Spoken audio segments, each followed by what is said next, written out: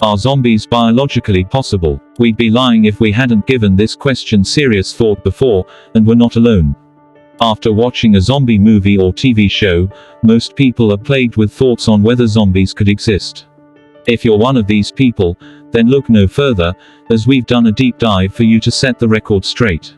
When did people first become fascinated with the idea of zombies? First things first, the notion of zombies hasn't always been so popular. In fact, it's really only in the late 20th century that they took their place as a go-to horror trope. While fear of the undead seems to go back to the time of the ancient Greeks, at least, the idea of so-called zombies was birthed in Haiti in the 17th century. At the time in Haiti, voodoo doctors mixed up concoctions that essentially paralyzed their patients and put them into a coma, making them appear dead when they were not. There were reports of these so-called zombies rising from the graves days later. We now know that this was caused by toxins found in pufferfish, but at the time, it would have been enough to put the fear of God into anybody. Zombies are all around us. They just aren't human. The funny thing about zombies in nature is it's not the zombies which are terrifying. Instead, the creatures or organisms responsible for creating the zombies are real nightmare fuel. Take the Ophiocordyceps fungus, for example, which takes over the minds and bodies of insects.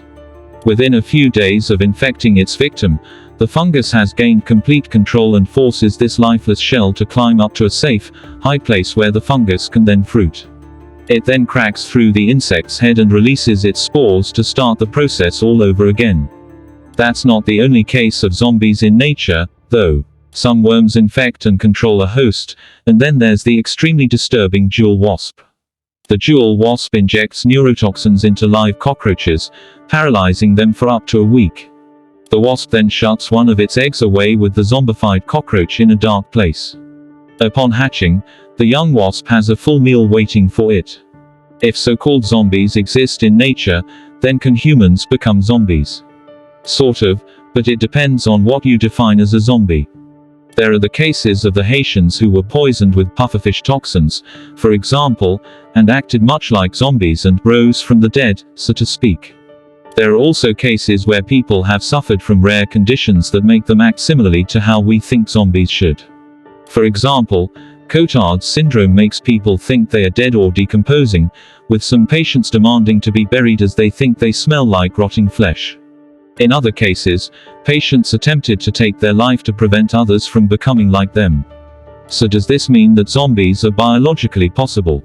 If you're specifically wondering if zombies like the ones we see on TV are possible, then absolutely not. As much as a zombie apocalypse seems like it would be a bit of fun, in a dark, twisted way, it's just not biologically possible for a clinically dead human to rise from the grave and start mindlessly attacking people. People are reanimated daily through CPR but don't wake up with a sudden craving for human flesh. If you're just asking whether zombies of any species are possible, then even still, it's highly debatable.